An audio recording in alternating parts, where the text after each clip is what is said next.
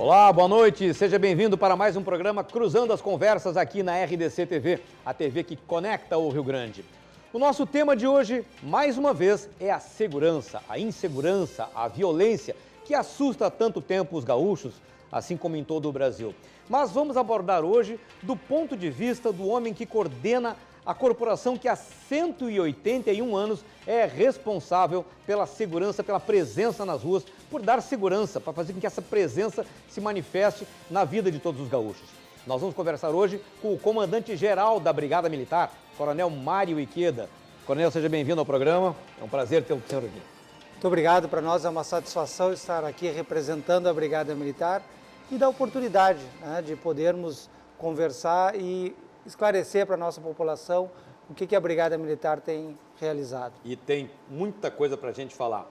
Nós temos essa noite também como convidados aqui para nos auxiliar nessa entrevista com o Coronel, já que são muitos assuntos e a área de segurança tem muitos desdobramentos, 3 jornalistas que já têm larga experiência em cobertura policial. São eles, jornalista Miguelito Medeiros, o jornalista Milton Kogo, que aqui representa também os cinegrafistas e os fotógrafos, que são outra parte fundamental da cobertura jornalística, e ainda o repórter do jornal Correio do Povo, Eduardo Amaral. Os colegas, sejam todos bem-vindos, que aproveitemos bem esse debate. E eu começo já chamando você aí em casa para participar do programa também. Você pode fazer a sua comunicação, a sua sugestão, a sua avaliação do programa pelo facebook.com/RDCTV Digital. Participe aí.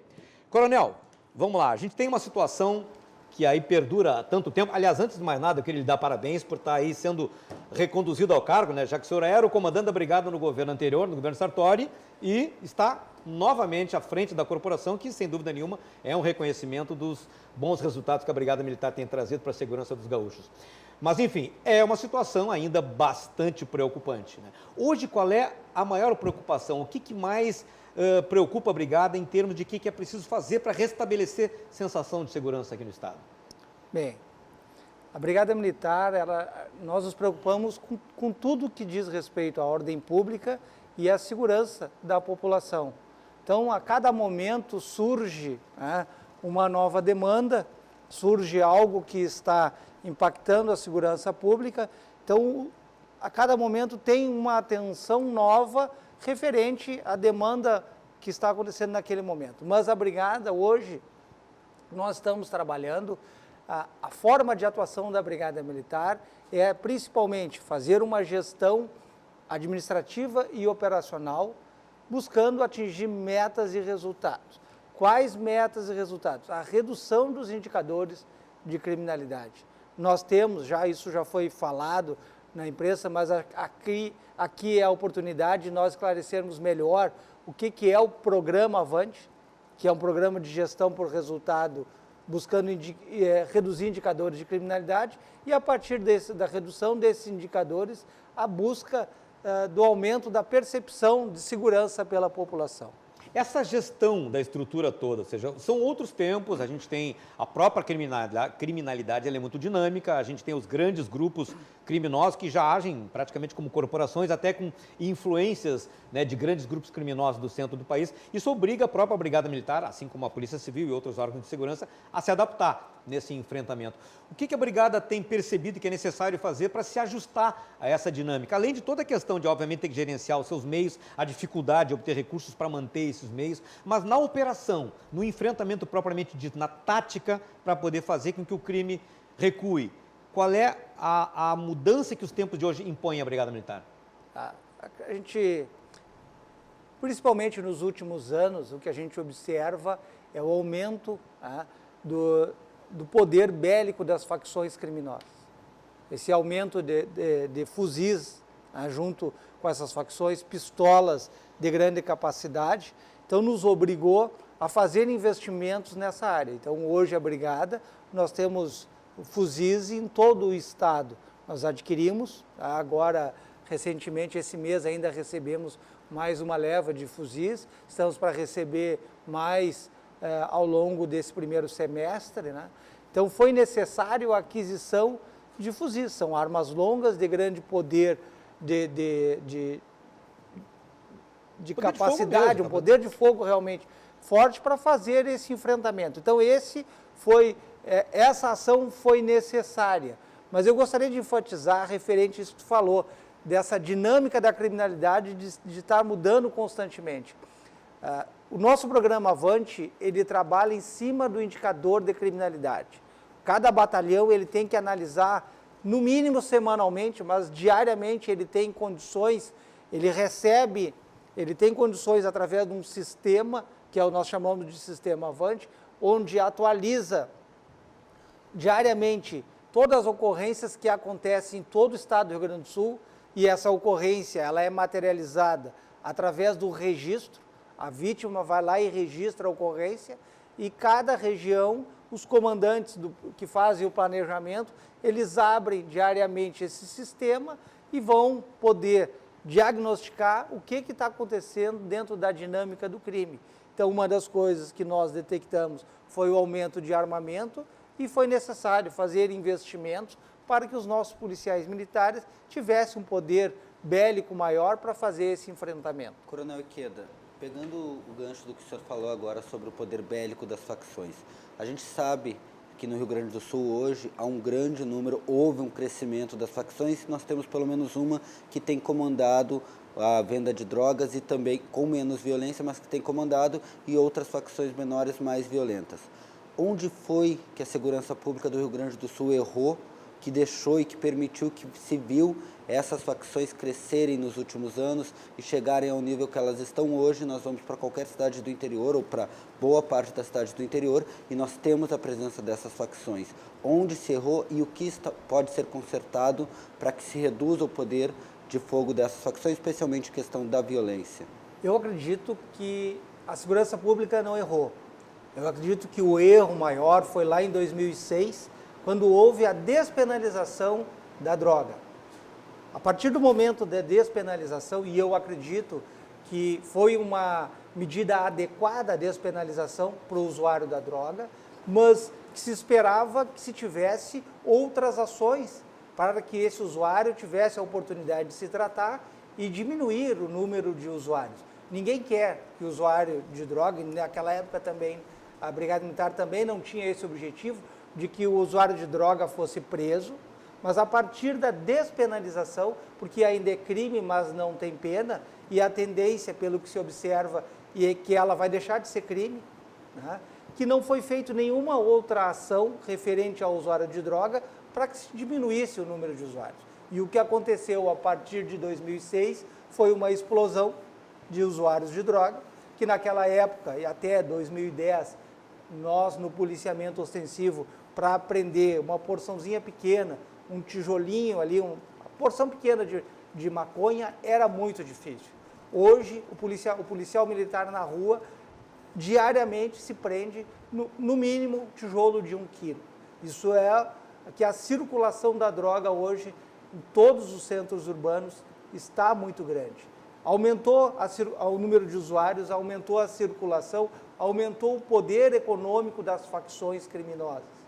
Esse aumento do poder econômico das facções criminosas gerou também, inclusive as facções querem cada vez mais ter mais lucro, a disputa entre territórios, e essa disputa de territórios fez com que elas se armassem e explodiu o número de homicídios. Tanto que a maioria da população não se vê vítima de homicídio, ela se vê vítima de roubo, a maioria da população, porque a vítima do homicídio são pessoas relacionadas ao crime, principalmente na disputa de áreas para o aumento da sua área de domínio referente às drogas. Então eu acredito que a segurança pública ela não errou. Eu acredito que o trabalho está sendo feito, se buscando a redução da criminalidade, tanto que no ano passado, de maneira geral, todos os indicadores diminuíram, todos os indicadores de criminalidade no Rio Grande do Sul diminuíram, mas cada vez mais o que a gente vê é o aumento do usuário e que alimenta as facções criminosas, e isso tem impactado sobremaneira nos crimes em geral no Rio Grande do Sul e no país.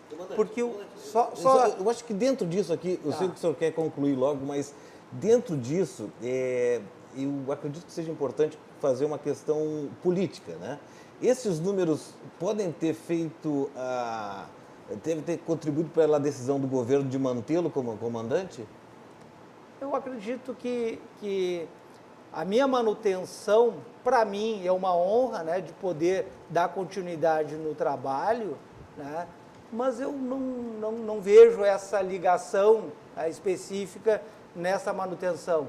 Eu acredito que é uma situação de escolha, né, e como não tenho vínculo político com nenhum partido, apenas a questão funcional da Brigada Militar, e vejo principalmente com uma honra de poder dar continuidade nesse trabalho. Eu peço licença para essa questão, Ricardo, porque é o seguinte, porque em muito tempo, em pelo menos 20 e poucos anos, que todo mundo está aqui na mesa, a gente acompanha isso no final de um governo, início de outro, governo do Estado, quando há uma troca de partido, se diz que tudo que foi colocado nos 4 anos vai ser refeito e tudo mais. O senhor, talvez, eu não me lembro de outro comandante que tenha ficado no mesmo governo, no mesmo posto, numa troca de governo. Eu não me recordo. Pode ser que tenha havido algum ali que ficou pouco tempo. Mas eu acredito que o senhor, nesses últimos tempos, pelo menos da redemocratização, seu caso é inédito. Então, o senhor está comandante de 2 períodos. Essa sua manutenção, agora fazendo uma crítica ao senhor mesmo, o senhor fazendo essa autocrítica, vai ajudar na melhoria desses índices, a sua manutenção, o seu grupo de confiança, os seus oficiais que o senhor tem ali? O senhor não é sozinho, né? O senhor tem o seu Estado-Maior, o senhor tem os seus amigos, inclusive de academia e tudo mais. Essa manutenção, até que ponto ela vai ser fundamental ou não na manutenção desses números ou até na melhoria deles? Normalmente eu não falo, digamos, da minha pessoa, a gente fala do trabalho que vem fala do comandante, então. Do trabalho que a gente vem fazendo. Eu acredito que dar continuidade a um trabalho que em 2018 deu certo, porque reduziram-se todos os indicadores de criminalidade, é uma oportunidade que nós temos para dar continuidade a esse trabalho, porque imaginamos que, embora com grande dificuldade, com muitas críticas, pelo menos a meta de reduzir os indicadores de criminalidade foi atingida. Nós temos que melhorar muito, muitos crimes ainda ocorrem, né, mas o pouco, né, que a gente conseguiu diminuir já é considerável dentro de que todos os indicadores reduziram. Então, é essa oportunidade que a gente vê de poder, que acho que a gente vai poder contribuir, porque dando continuidade, aumentando o nosso trabalho, nós vamos melhorar ainda mais. E eu tenho uma grande expectativa de que a segurança pública, a partir desse ano, melhore ainda mais. Tá? Já fazendo um gancho, que acho que depois a gente pode conversar mais, esse ano nós vamos começar a trabalhar com a Lei de Incentivo à Segurança. Nós sabemos que o Estado passa com uma grande dificuldade financeira e é difícil termos investimento em segurança. Embora nos últimos 2 anos nós tivemos bastante investimento. Mas a gente espera que a partir desse ano de 2019 nós tenhamos, é incomparável o investimento que se tinha antes daquilo que poderemos ter. Não quer dizer que isso vá se concluir, porque é por iniciativa do próprio empresário, em vez dele recolher o ICMS, normalmente ele vai destinar parte desse imposto para projetos da segurança pública. Então eu vejo que a gente realmente tem a oportunidade de contribuir e melhorar ainda mais. Coronel, há um questionamento em relação a essa lei de incentivo que já foi ouvido, isso tudo em relação àqueles armamentos e viaturas doadas pelo Instituto Floresta, e há um questionamento e um temor de parte da sociedade de que os empresários e as empresas que se envolvem nesses projetos acabem sendo beneficiadas na segurança. Isso é um temor da sociedade, isso é um risco que a gente já viu acontecer em outros lugares do país. Como que a Brigada Militar, como que o senhor garante que isso não vai acontecer no Rio Grande do Sul, de nós não, daqui a pouco, criarmos uma polícia privada sendo pública? Todo o nosso trabalho que é realizado, né, é feito com um olhar público. Nós não trabalhamos para o órgão A, órgão B, órgão C, ou empresas. Tá? Tanto que esses bens doados, eles estão aí na cidade de Porto Alegre, estão sendo empregados, por exemplo, no Batalhão de Operações Especiais, que hoje que nós mudamos a denominação, voltou a ser Batalhão de Polícia de Choque, ele trabalha em todo o estado. Nós não trabalhamos num local específico, nós temos condições de atender todo o estado. Então, primeiro, a parte daquilo que foi doado. Aquilo que foi doado em 2018 não foi por essa lei, não teve nenhum incentivo. Foi isso que gerou a lei, na verdade. Esse trabalho é que gerou a lei. Foi o trabalho do Instituto Cultural Floresta, primeiro com a doação, que alavancou, né, a aprovação da lei. E os resultados do início desse projeto do Instituto Cultural Floresta, eles são visíveis. Eles nos entregaram viaturas, entregaram armamento. Essas viaturas são viaturas de grande visibilidade, são mais imponentes, assim como as viaturas Corolla que foram entregues, que nós temos em todo o estado do Rio Grande do Sul, que também tem uma visibilidade maior. Mas essa questão específica, através da gestão da Brigada Militar, é que, ao longo do tempo, vamos provar que não tem o direcionamento, até porque o empresário, ele tem que aderir a um dos projetos que a Segurança Pública vai oferecer. Esse projeto é da Segurança Pública, não é de um local específico, ele até pode ser de uma região, e esse empresário aderir.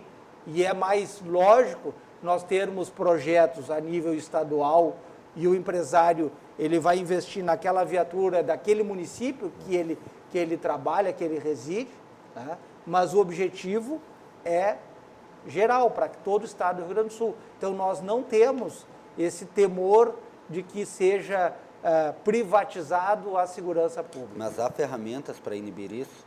E que ferramentas são essas? São os projetos.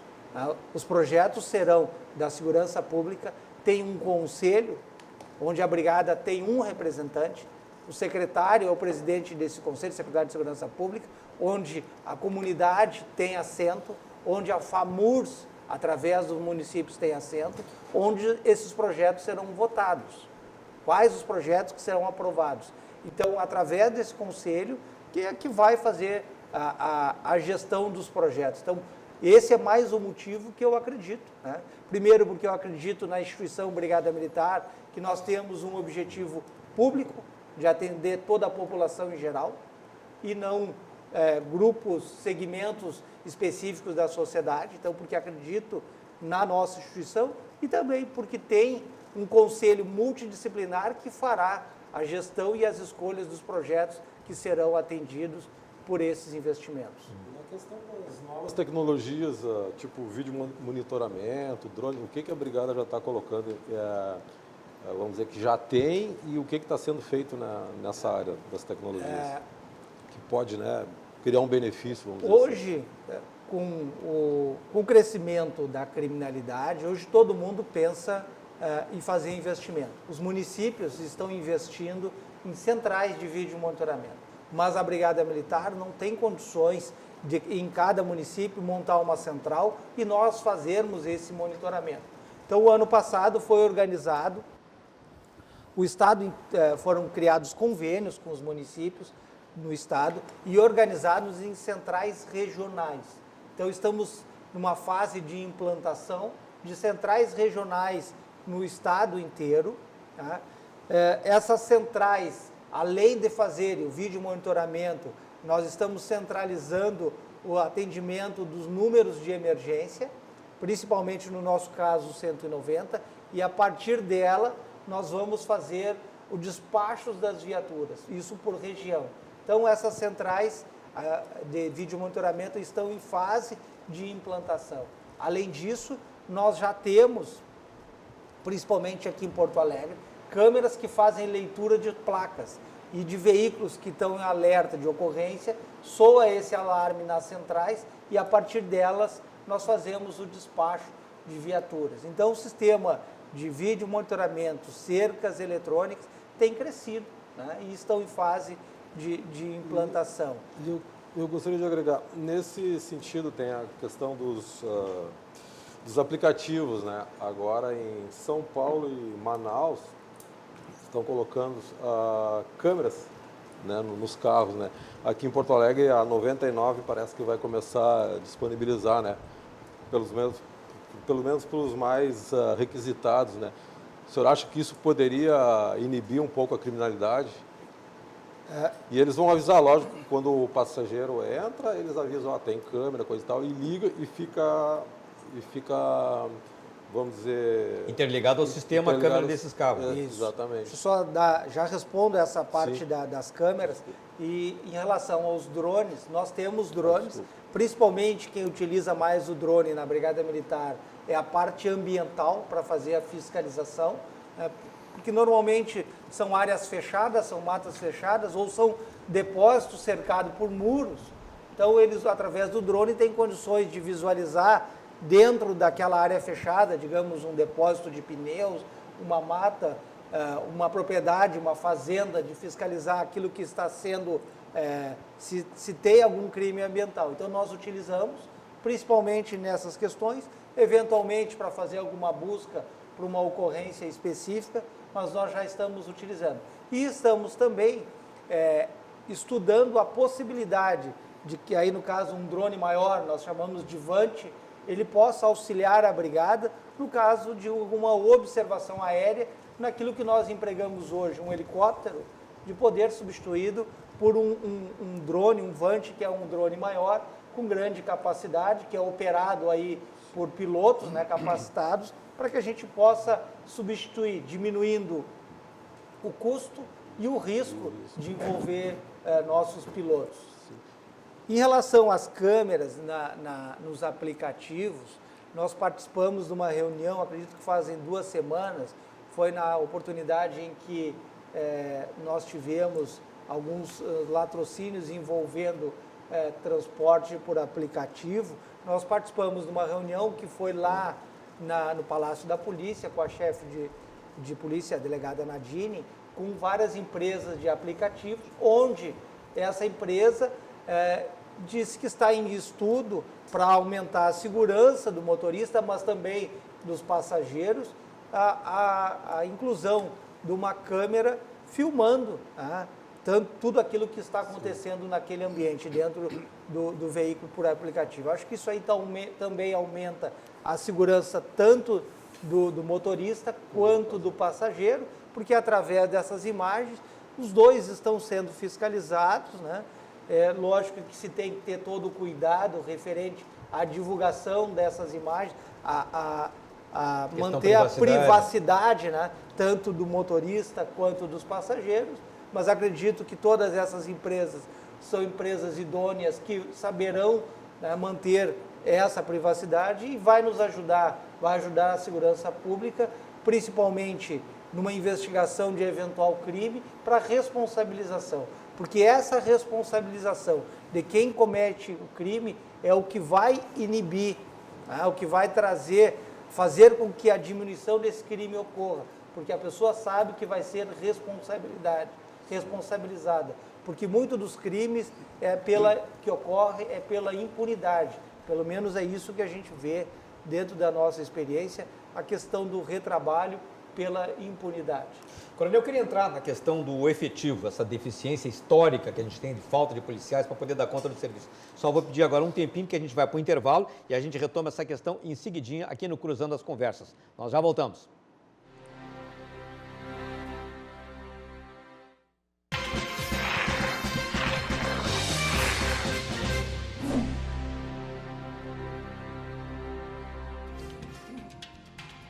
Estamos de volta com o programa Cruzando as Conversas e hoje à noite estamos tratando da questão de segurança do ponto de vista do comandante da Brigada Militar, do comandante-geral da Brigada, Coronel Mário Ikeda.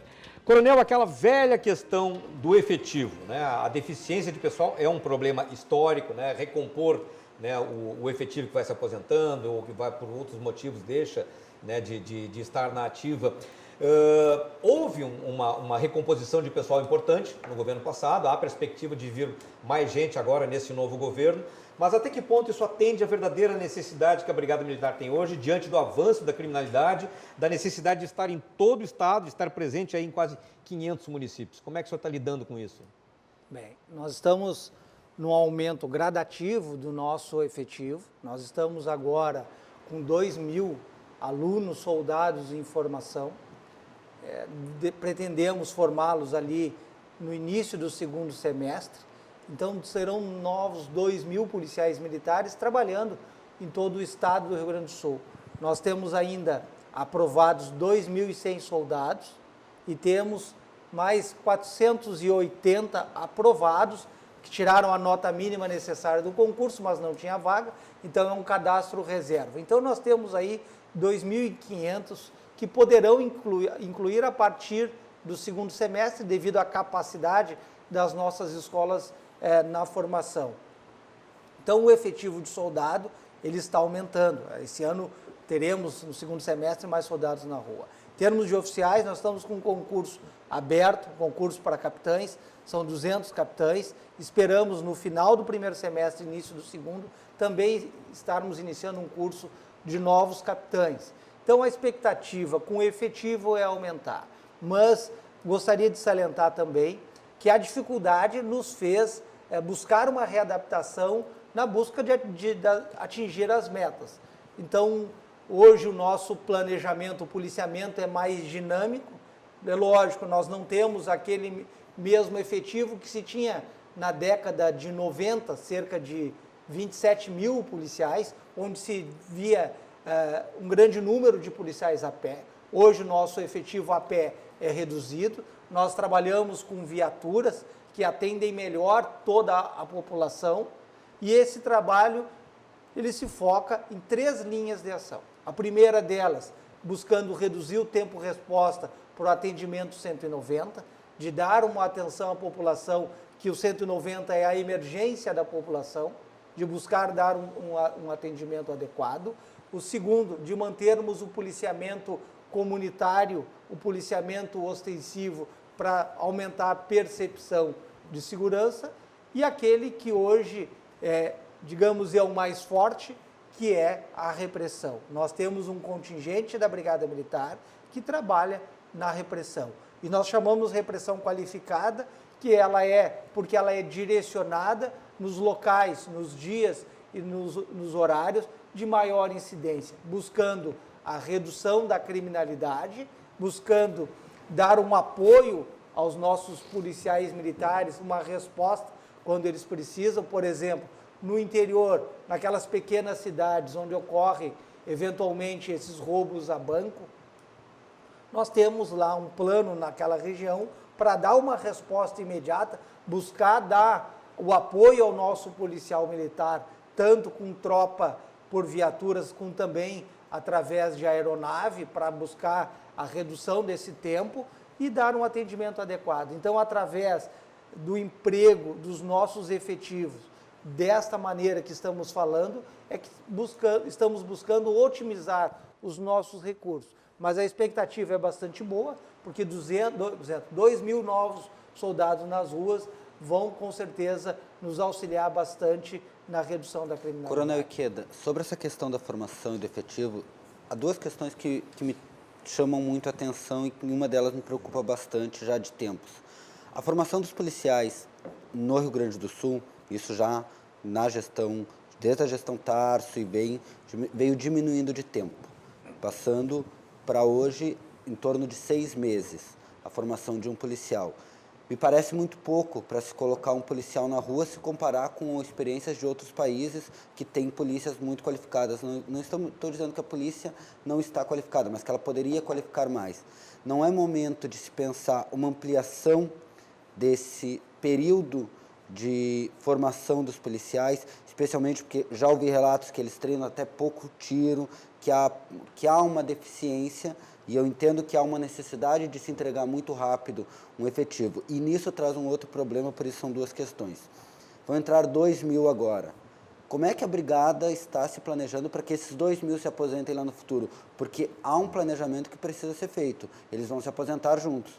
Como que vai ser feito para que não haja um déficit maior ainda daqui a 20, 30 anos? São essas 2 questões. Até anotei aqui, para senão a gente acaba conversando e acaba se perdendo. Em relação à formação, hoje a formação dos nossos policiais militares estão em 7 meses. Tá? Então nós temos todo um cuidado, isso vem sendo, ela é constantemente revisado, Nós temos, através do Departamento de Ensino da Brigada, nós estamos constantemente revisando esse currículo. É lógico que a gente quer que no menor tempo possível nós possamos colocar o nosso policial na rua. Isso, essa questão de um tempo adequado, isso é muito... cada lugar tem um tempo de formação. Nós temos polícias que têm a sua formação em menos de 6 meses e consegue dar um resultado adequado. A nossa formação, ela é demorada. Ela já foi Eu acho ela rápida. Ela já foi 1 ano, hoje ela está em 6 meses e ela é uma formação constante. Quando ele termina a sua formação, ele é graduado soldado e vai para a rua, ele ainda passa por um tempo de adaptação. Então, 7 meses em sala de aula, né, pode ser, é lógico que a gente gostaria que fosse até por mais tempo, mas a gente acredita hoje que é um tempo razoável para nós formarmos o nosso policial militar e a partir desses 7 meses, de termos formações específicas para que ele desempenhe a sua função. Por exemplo, ele sai soldado em 7 meses, ele vai trabalhar num batalhão. Principalmente o primeiro mês, o acompanhamento dele, todo o trabalho dele é supervisionado. Se ele for para o batalhão de choque, ele tem que fazer uma adaptação na sua formação. A primeira formação nesses 7 meses, ele sabe utilizar a arma de porte. As armas longas, ele vê de maneira mais rápida. Se ele for portar a arma longa, se for portar aquele fuzil que nós estávamos falando, ele tem que fazer uma formação específica. Então, nós otimizamos esse tempo, mas temos realmente essa preocupação. É lógico que a gente gostaria que fosse um tempo maior. Os capitães, eles entram bacharéis em Direito e ficam 2 anos em formação ainda na Brigada Militar para serem graduados como capitães. Então, nós temos essa preocupação. E nós somos uma das únicas polícias do Brasil em que todos os anos os nossos policiais militares passam 1 semana de treinamento de qualificação, nós chamamos de educação continuada. Todos eles passam 1 semana em sala de aula, se qualificando, buscando principalmente naqueles problemas que nós tivemos no ano anterior. O Departamento de Ensino estuda e faz com que a gente faça esse plano de educação continuada. E 2 instruções eles permanecem em todos os anos. Primeiro é a parte do tiro, treinamento com tiro. Segundo, a parte de abordagem. O tiro, nós estamos melhorando a cada ano, o número de tiros não é baixo da formação do nosso policial militar. Ele já foi, comparados a nós mesmos, já foi bem pior. Hoje, cada soldado, para se formar, ele dá no mínimo 1000 tiros, que para uns pode ser pouco, para outros pode ser muito, né, mas hoje é a nossa realidade. E toda a formação, todo ano, todo policial militar, ele dá no mínimo 50 tiros. Com cada Qual é a arma? interferência? Com a arma de porte dele. Sim, com a sua pistola. Com a sua pistola. E o soldado que está em formação, ele atira principalmente com a espingarda calibre 12. Para a formação, se ele for portar um fuzil, ele faz uma formação específica para portar essa arma. Referente à recomposição do efetivo, nós temos uma grande preocupação na recomposição do efetivo, mas nós sabemos internamente, né, para nós mantermos o nosso efetivo estável, nós temos que incluir anualmente em torno de 1000 policiais militares. Se nós incluirmos 1000, nós manteremos o nosso efetivo estável. Para nós aumentarmos o efetivo, nós temos que incluir mais. Nós sabemos essa realidade. Porém, todos sabem que o Estado passa por dificuldade financeira e tem um limite prudencial referente à sua parte econômica em que impede a inclusão, né, sempre que bate nesse limite prudencial. Então, nós dependemos, assim como todos os servidores públicos, de autorização do governo para fazer essa inclusão. E o governo, com certeza, quer incluir, mas depende desse limite prudencial. Comandante, eu acredito, e aqui eu espero, eu acredito também que os colegas jornalistas também vão concordar.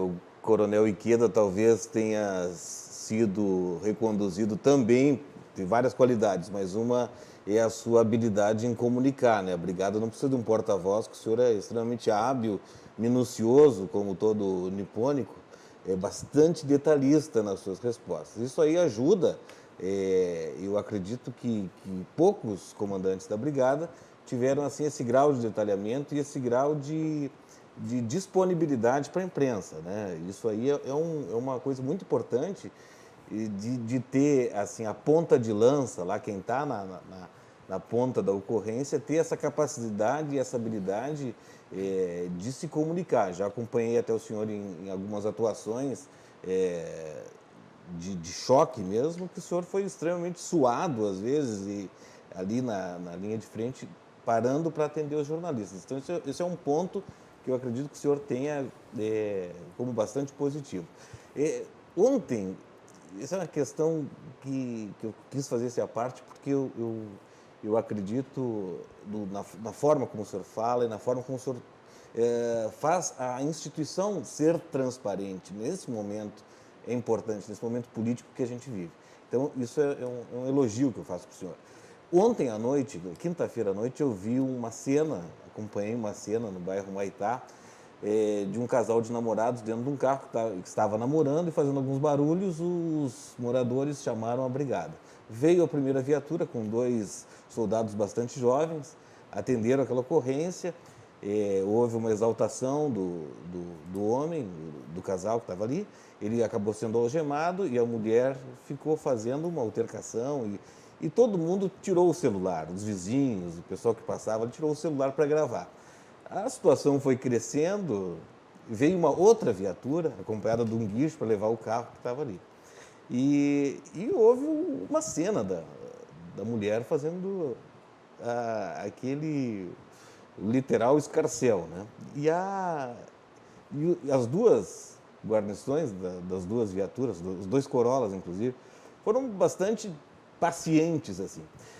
Essa semiótica nova que a gente tem aqui, né? Hoje tem uma ação da Brigada Militar, ou da Polícia Civil, da Guarda Municipal, como aconteceu aqui em Porto Alegre, vai ter alguém com um celular que vai gravar ou até mesmo vai transmitir ao vivo. E como é que isso, assim, o senhor é de um outro tempo, entrou na Brigada já há algum tempo, que não tinha esses equipamentos aí tão fáceis, né? Todo mundo hoje é uma central de notícia. Como é que hoje a Brigada orienta o seu agente para lidar com isso? Porque a gente vê que o próprio brigadiano já usa os protocolos, faz tudo para evitar que se chegue a uma algema ou que se coloque no camburão aquela velha cena. Como é que isso vem sendo colocado para a formação e até para o aconselhamento diário dos agentes que estão ali, o soldado, o sargento, o tenente que está lá na ponta? Essa questão de tudo é ao vivo, é um grande irmão, assim, olhando todo mundo. Isso é bem... A ação policial, ela tem que estar revestida com a legalidade. Toda ação do brigadiano tem que estar revestida com a legalidade. Mas, mesmo estando revestido da legalidade, toda ação policial é difícil. Por exemplo, essa ocorrência que me narrava é uma ocorrência simples, que é uma abordagem ali, um casal, e provavelmente o veículo esteja com algum problema na sua documentação, e foi recolhido, e o nível de estresse se torna grande porque aquelas pessoas que foram abordadas reagiram, né? Embora não fisicamente, reagiram à abordagem. Então, a ação dos nossos policiais militares, ela estando dentro da legalidade, né, ela não vai ter pode até ter uma repercussão negativa, né, mas hoje nós estamos, e não é só nós, todos nós estamos sendo fiscalizados 24 horas por dia. Todo local tem uma câmera. Se não é um telefone celular, tem uma câmera privada, tem uma câmera pública que está registrando os atos. Isso nós falamos, nós orientamos os nossos policiais militares referente a a legalidade da sua ação. Mas eu gostaria de salientar essa dificuldade do nosso trabalho. Nós temos o nosso policial militar, o trabalho que ele executa no dia a dia, porque nós vivemos num momento do nosso país onde todos têm direitos. Toda a população tem direitos e está correto ter os seus direitos, mas muitos, eles avocam esses direitos ultrapassando os direitos coletivos, que foi provavelmente o caso dessa ocorrência. E acaba com que o policial militar, fazendo o seu trabalho, ele acaba sendo admoestado ali moralmente, mas às vezes até fisicamente, e que essa pessoa, ela comete esses crimes, embora sendo menor, né, por ter uma impunidade muito grande referente aos crimes. Até os crimes maiores, muitas vezes, passam impunes, e por isso que tem uma dificuldade grande, por isso que concordo que nós temos que estar preocupados com a capacitação, com a formação do nosso policial militar, que é bastante difícil. Eu dou um exemplo que para mim me marcou, porque eu não tinha aquela percepção. No ano passado, na greve dos caminhoneiros, foi montado pelo Estado, o Coronel Martins era o chefe da Defesa Civil e foi o coordenador da operação no Estado referente à greve dos caminhoneiros, e nós estávamos ali, nós tínhamos representantes dos transportadores de combustível, que era o maior anseio e a pior dificuldade de fazer com que o combustível chegasse nos postos de gasolina. E nós estávamos conversando, e nós estávamos com policiais militares lá na distribuidora para que os caminhões saíssem, e lá tinha manifestação. E nós recebíamos constantemente, não, mas o manifestante está sendo violento, o nosso caminhão não está conseguindo sair. Eu digo, mas nosso pessoal está lá, me relata que está tranquilo, que não tem problema. Aí ele me mostrou a imagem. A imagem que eu vi era um caminhão saindo, só que ele era parado pelos manifestantes, xingavam ele, ameaçavam ele, e ele saía. Para nós que trabalhamos com a segurança pública, isso para nós não é um nível de violência que nos preocupa, para nós isso está dentro de uma normalidade, digamos, de ser xingado, de eventualmente ter que fazer uso da força, porque para nós fazer abordagem muitas vezes implica em ter que entrar em luta corporal. Para nós o nível de violência, aquele ali, nos parecia uma situação normal, mas para aquele, no caso o motorista de caminhão, para ele aquilo ali era uma violência extrema porque ele não está acostumado. Então isso, eu dou esse exemplo para mostrar com que o grau de violência que a gente está acostumado a lidar no dia a dia. Então esta formação do policial militar e o trabalho, isso na formação a gente refere, mas ele só vai perceber isso no seu trabalho diário. E ele, com isso, ele vai se dessensibilizar em relação a essa violência, que muitas vezes, né, acaba sendo prejudicial porque a nossa avaliação acaba sendo equivocada. Ainda aproveitando o gancho da formação, né, o que modifica na prática a transformação do GAT em BOP e o Batalhão de Operações Especiais, o Batalhão de Polícia de Choque, né? E até puxando para esse lado da formação, quanto tempo leva para você ter um policial vamos dizer agora, do BOP? O pessoal mais dito de elite, como são formações específicas de área específica.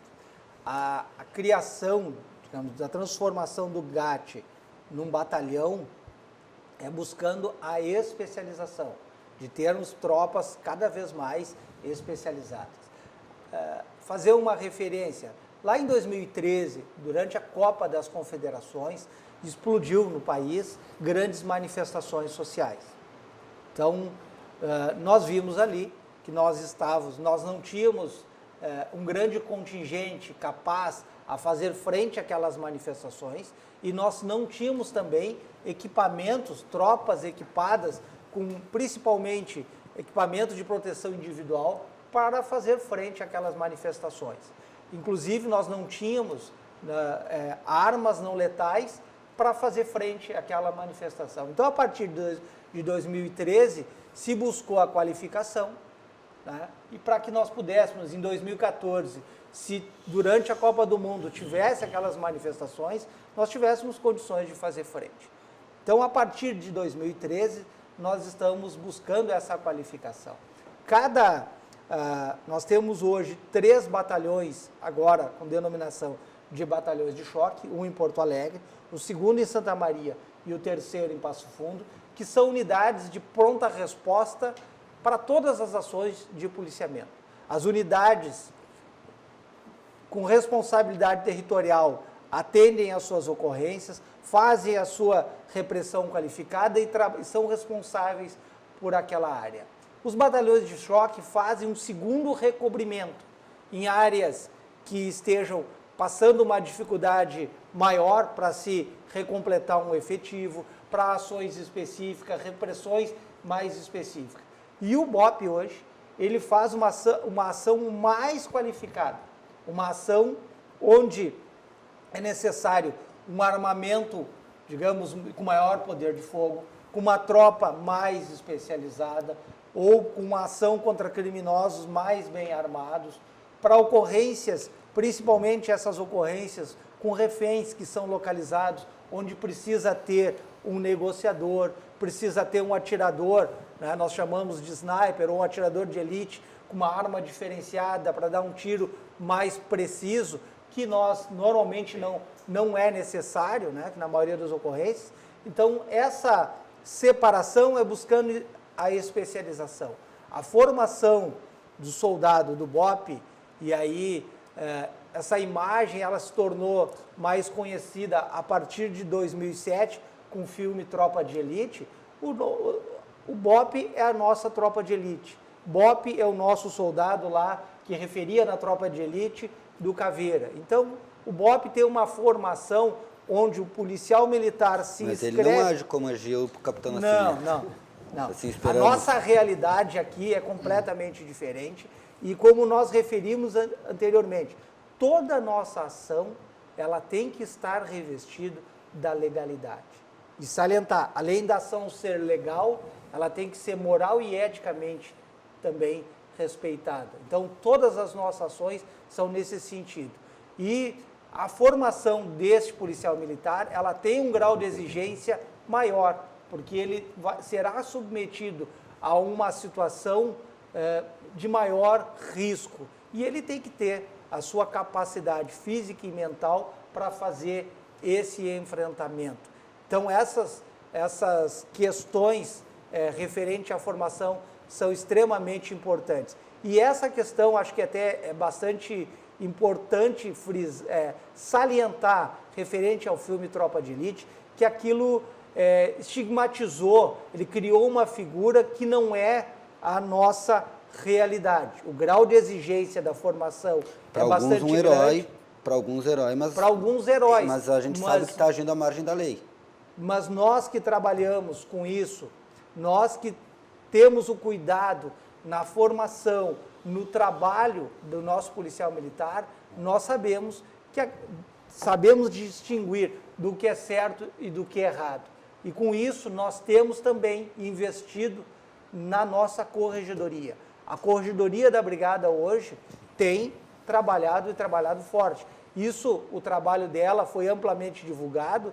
Nos últimos 2 anos, nós agimos forte. Tem 2 unidades, principalmente aqui em Porto Alegre, que nós afastamos numa 13 policiais militares num momento só e na outra 16 policiais militares, por ações, por estar trabalhando fora da lei, né, por estar cometendo abusos, estar cometendo crimes. Então, nós temos uma corregedoria forte que responsabiliza os nossos policiais militares que agem fora da lei. Só um comentário, eu acho importante que o coronel, sua colocação, coronel, porque como nós mesmos dissemos, para alguns heróis, acho que é importante que uma voz forte da Brigada Militar se coloque e diga, aquilo é contra a lei.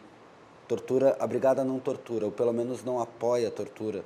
Se algum policial passa fora da lei, que seja punido. Só queria fazer esse comentário, que eu acho que é importante a gente ter essa colocação muito clara de alguém que comanda a Brigada Militar. E gostaria de salientar ainda mais, que o policial militar, ele está para cumprir a lei e fazer cumprir, e não andar à margem da lei e contra a lei. Né? Então, essa questão da tortura, até tem uma lei específica, e aquele policial militar que é condenado com tortura, ele perde o cargo e a função. Então ele fica desempregado, fica sem salário, então a responsabilização é muito forte para aquele que comete a tortura. Para continuar no gancho do Tropa de Elite, eu queria colocar um aspecto, mas que nós vamos abordar no bloco seguinte, mas só para encaminhar, que é exatamente o peso dessas grandes facções que passam a dominar territórios e como isso está acontecendo aqui em Porto Alegre. Se, por exemplo, nós corremos o risco de ter situações em áreas que fiquem completamente alheios do apoio do Estado em termos de segurança e onde a brigada ou a polícia não possam entrar e que seja necessário ações bem mais difíceis que até então não tinha se vivido. Eu queria que o senhor nos explicasse como é que a brigada está pensando nisso, mas depois desse intervalo que nós vamos fazer agora, em seguidinha, não sai daí que o programa já volta.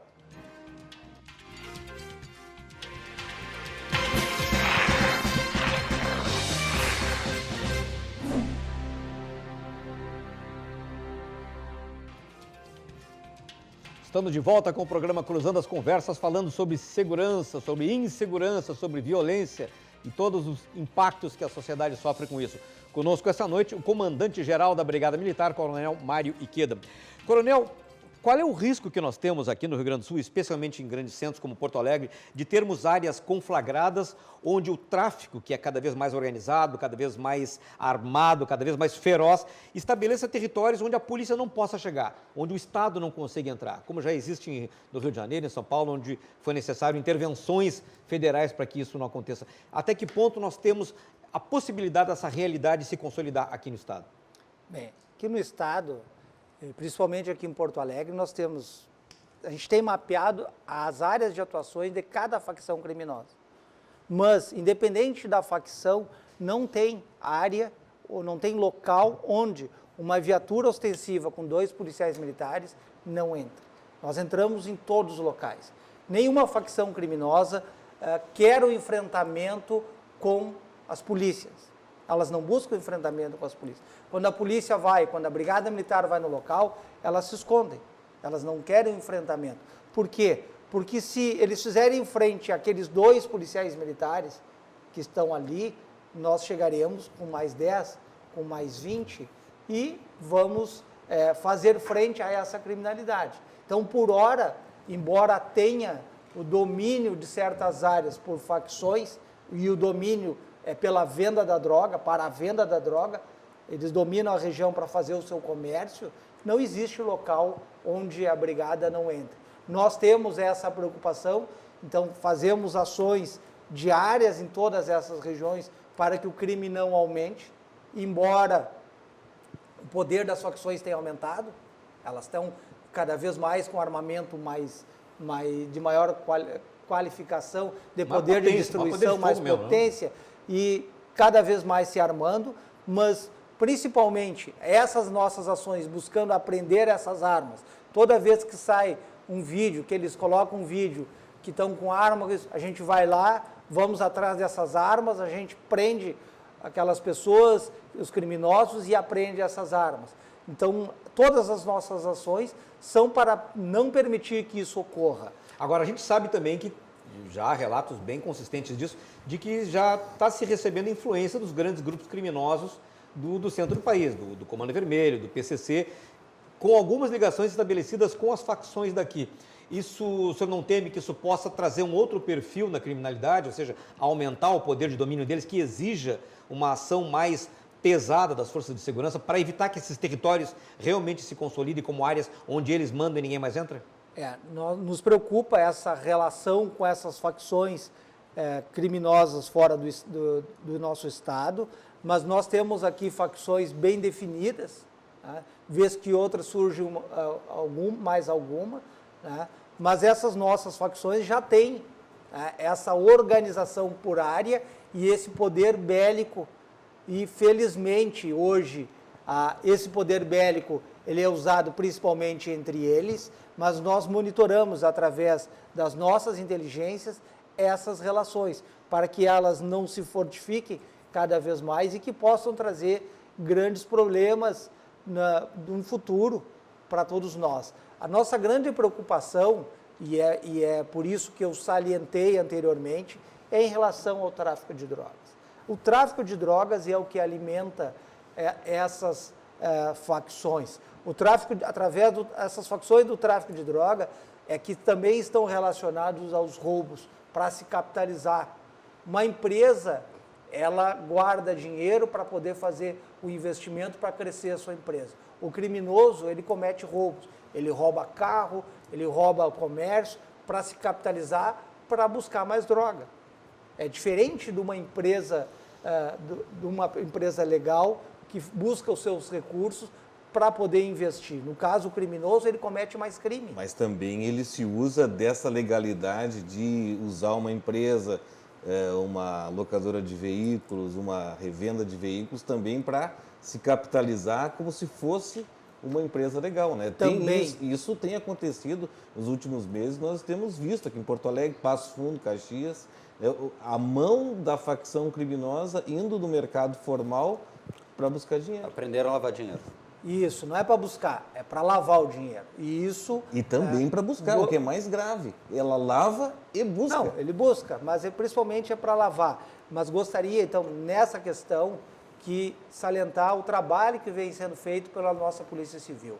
Hoje, ele já tem delegacias que estão especializadas nessa questão de apreender esses bens, né, de quebrar o tráfico, porque senão acaba compensando. Vai lá, prende o criminoso, apreende a droga, ele vai preso, mas os bens acabam ficando para sua família. A Polícia Civil tem investido nessas questões de lavagem de dinheiro e tem feito apreensões significativas em relação a essas grandes facções. Outra ponta, só para complementar nessa questão das relações comerciais do tráfico, a Operação Desmanche, que atua em cima do pessoal de peças de carro, teve um impacto muito forte também na descapitalização, porque o dinheiro circula muito por ali, né? Porque o roubo de carros está diretamente relacionado ao índice de latrocínios e também de roubo de veículos, né? Que está totalmente ligado à forma como o tráfico se financia. Essa lei do desmanche para nós foi extremamente favorável. Né? O que é a lei do desmanche? Através de uma medida administrativa, tá? O Detran fiscaliza e apreende tudo que for ilegal. O ilegal é aquilo que não tem origem. Se ele não tem origem, é apreendido. Então, a Operação Desmanche, coordenada pela Secretaria de Segurança, com o Detran fazendo essa fiscalização, Pressão dos ferros velhos, assim, para nós vamos nos ferros velhos e vamos lá, abordamos, a Polícia Civil, o IGP, Detran, fazem a sua fiscalização, a Brigada isola o local, faz a proteção e apreendemos tudo aquilo que não tem origem. Isso, na prática, mudou toda a dinâmica do comércio ilegal de peças, se fechou muitos ferros velhos e isso nos auxiliou na redução do furto e do roubo de veículo. Tornou um pouco mais difícil a comercialização dessas peças. Lamentavelmente, tornou difícil, mas o mercado já está se readaptando. Por quê? É a mesma questão da droga. Tem o ferro velho, porque nós temos uma população que compra peça de ferro velho. E se é peça de ferro velho, é peça, muitas vezes, alguns têm origem, mas muitas vezes não têm. Nos preocupa, principalmente, aquela pessoa que vai no ferro velho e encomenda uma peça. Eu não tenho, mas passa aqui que amanhã eu vou ter. Se ela tem origem, tudo bem. Agora, se é uma peça que não tem origem, da onde ela veio? Numa encomenda de um veículo que foi roubado ou furtado. Quer dizer, uma pessoa de bem pode, sem querer, estar ordenando um crime. Sem querer. Querendo economizar, está alimentando o crime. Sem querer, ela está alimentando um crime. E para nós, o crime do furto e o roubo de veículo é um crime que a gente trabalha diariamente, mas é um crime de difícil redução. Felizmente, nós reduzimos esse indicador, mas é bem difícil. Coronel Ikeda, eu gostaria duas questões que eu preciso fazer até o final. O senhor citou aí a Polícia Civil, são questões bem diferentes. Houve sempre um histórico de que Brigada Militar e Polícia Civil não se conversavam muito.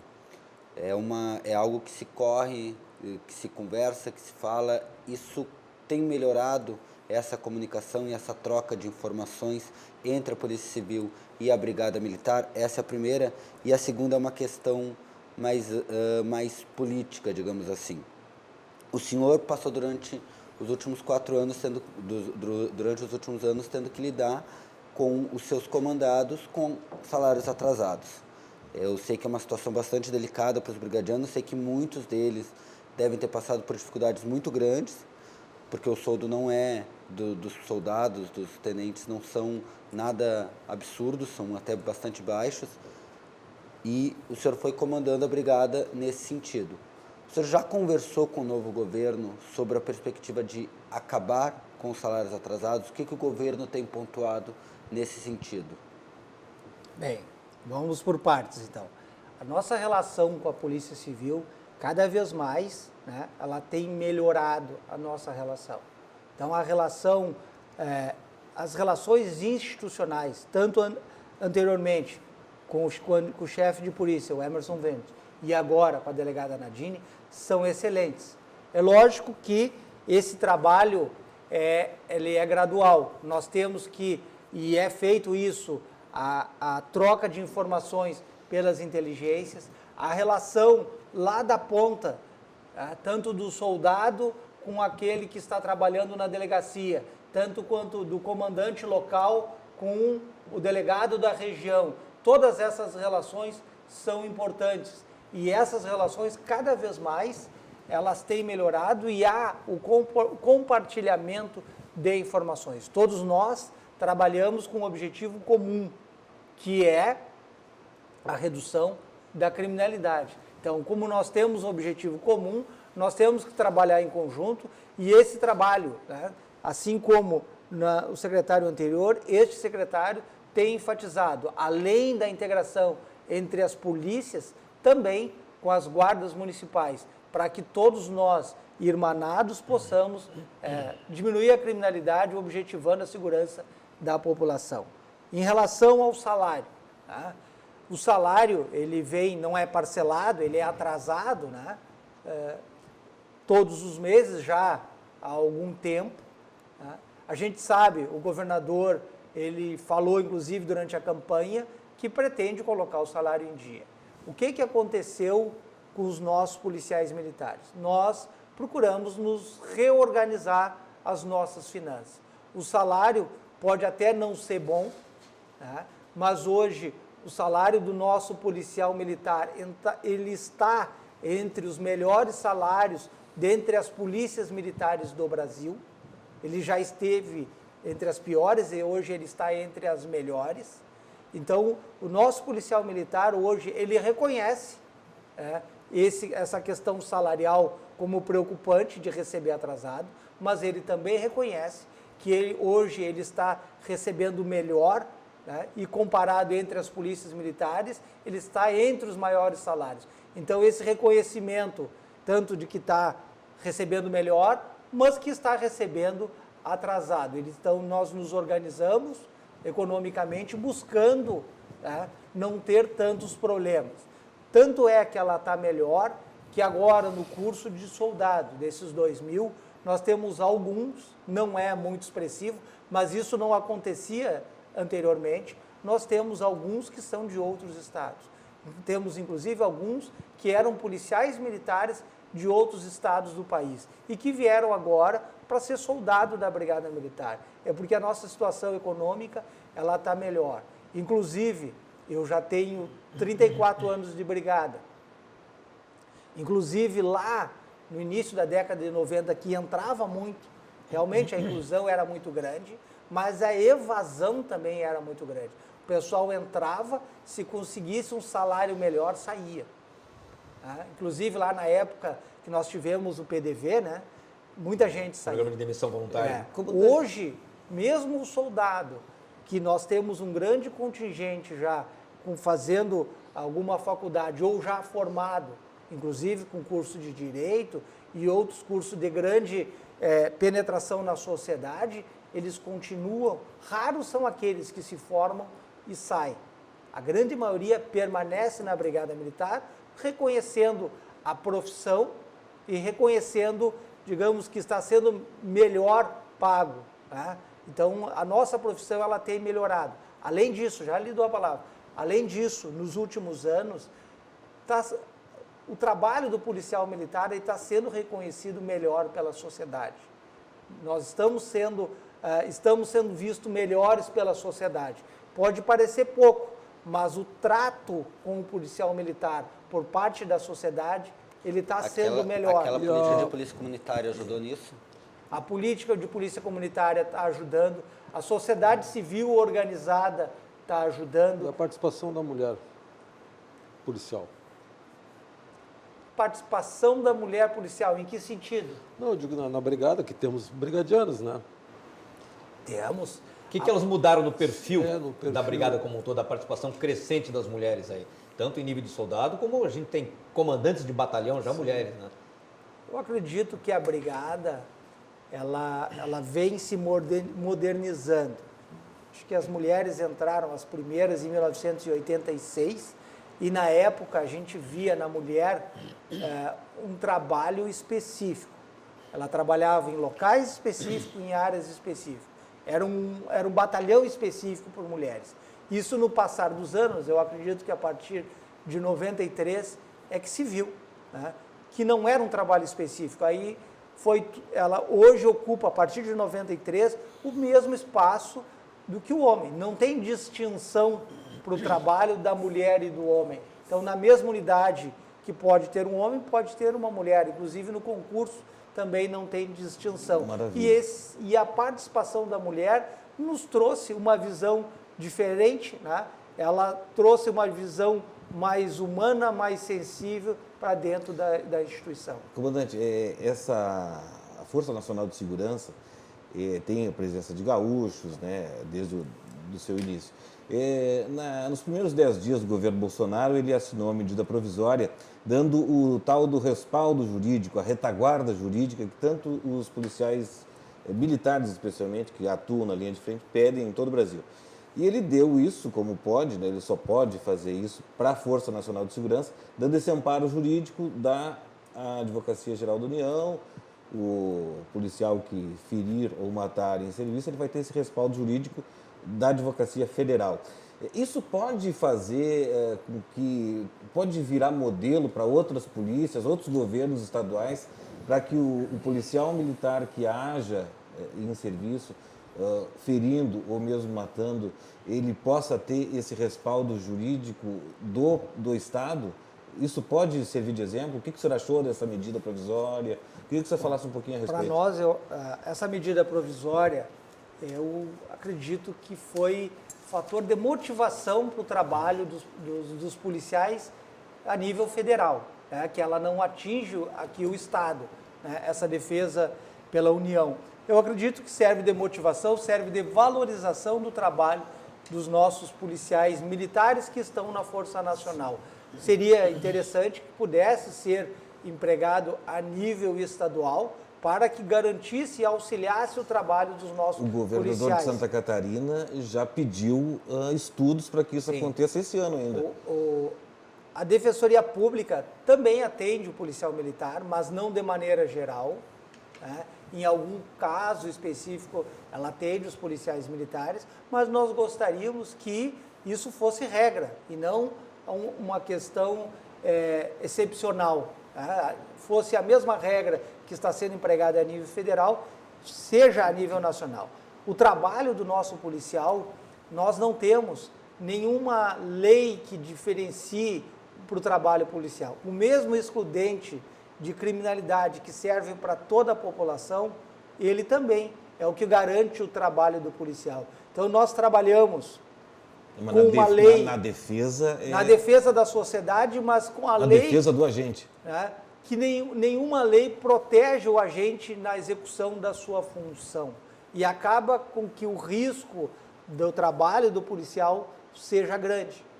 Tá? Então, esse trabalho, e aí com esse fator motivacional da defesa dele, que ele não vai ter que arcar com a sua despesa e que arcar com o advogado para a sua defesa normalmente é um dispêndio grande, né? Então para nós serve de motivação. E a própria incomodação, né? Aquela frase uma que grande pode vir, incomodação. Vou me incomodar. É sobre o tema, ainda dentro desse tema. Há uma reclamação, e havia uma reclamação muito grande de que os policiais não podiam trabalhar com liberdade. Mas o senhor pode me trazer os dados? Há uma punição grande de policiais que atiram em serviço, que matam alguém em serviço, ou a dor de cabeça, o problema é justamente a questão dos gastos? Qual é o problema, para ficar claro para a população? Porque às vezes dá a impressão de que o policial matava em serviço numa troca de tiros e era preso. E que até onde a gente sabe não é recorrente isso. Cada caso é um caso, né? Felizmente, né, os últimos anos, poucos policiais têm respondido a essa troca de tiros e acabar respondendo judicialmente. Porque é feito o inquérito, é mandado para a justiça e ele, lá na análise do promotor e do juiz, é que vão oferecer a denúncia ou não. Tá? Então, nos últimos casos, a grande maioria das vezes, o policial tem trabalhado adequadamente dentro da lei e não tem respondido o processo. Mas acontece dele acabar respondendo e ele arca com todos os valores que tiver referente ao advogado. Então, esse fato é que nos preocupa, dele estar trabalhando legalmente, dentro da legalidade, e ter que arcar com a responsabilidade desse custo e de não ser ressarcido. Mesmo depois de inocentado, ele não é ressarcido em nada referente a isso que ele perdeu. Né? Então, perdeu ou investiu. Né? Então, essa é uma preocupação grande que nós temos. Eu gostaria de salientar a questão da Força Nacional. A Força Nacional é uma força do governo federal, mas que foi criada, o primeiro comandante foi aqui do Rio Grande do Sul, o primeiro comandante da Força Nacional. A Força Nacional nasceu com uma grande participação da Brigada Militar, com a participação de integrantes da Brigada Militar. E hoje ainda nós tivemos, hoje ainda a Brigada participa, mas no decorrer dela nós tivemos vários comandantes da Força que eram gaúchos. Inclusive o último, agora do ano passado, era o Coronel Goulart, que é nosso aqui da Brigada Militar. Eu queria entrar num assunto aqui que eu acredito que uma parte imensa da população não conhece, foge um pouco da questão da criminalidade, dessa coisa mais adrenalina que a gente está conversando aqui, mas que também tem tudo a ver porque mexe com as novas gerações, que é o ProERD, que é aquele programa que a Brigada entra nas escolas, vai lá um brigadiano, uma brigadiana, para falar para os alunos sistematicamente, né, em períodos, uma vez por semana, enfim. Eu não sei como é que está a pedagogia hoje, mas a Brigada vai para dentro das escolas, conversar com as crianças mesmo, para falar sobre a questão das drogas num trabalho de prevenção. Isso já vem acontecendo há bastante tempo, todas as escolas formam crianças dentro desse programa. Mas eu queria saber, esse programa está sendo mantido, ele está sendo estimulado e ele tem dado resultados no sentido de trazer conscientização e, acima de tudo, trazer prevenção? O ProERD, nós estamos trabalhando, a Brigada Militar trabalha com o ProERD faz 20 anos. Então, nesses 20 anos, a Brigada Militar tem focado em alguns programas de prevenção, de programas que aumentam o trabalho da Brigada Militar em relação à sua relação com a comunidade. Como nós falamos, o atendimento 190, a repressão qualificada e o aumento da percepção de segurança. Dentro do aumento da percepção de segurança estão os programas de prevenção. Nós temos a Maria da Penha, a Polícia Comunitária e o ProERD. O ProERD, agora nesse último ano de 2018, nós tivemos 66 mil formados aqui no estado, que a nossa meta é 30 mil por semestre, atingir 30 mil alunos por semestre. Nós atingimos 1.200 escolas no ano passado. É aquela faixa bem criança e pré-adolescente, né? Isso, são duas faixas, né? A do 5º ano, né? que é uma faixa importante, que é o início ali da pré-adolescência, e depois nós pegamos já do ensino médio. No 5º ano são 10 aulas, né? São 10 aulas com a participação do policial militar fardado.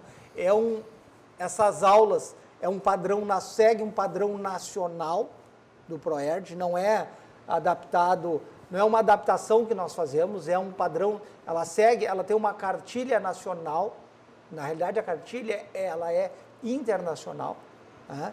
E o ProERD são 10 aulas no 5º ano, onde ao final dessas aulas ele tem a dita formatura naquele semestre, que é uma formatura diferenciada. É muito bacana nós participarmos de uma formatura, ver o policial militar numa situação diferente.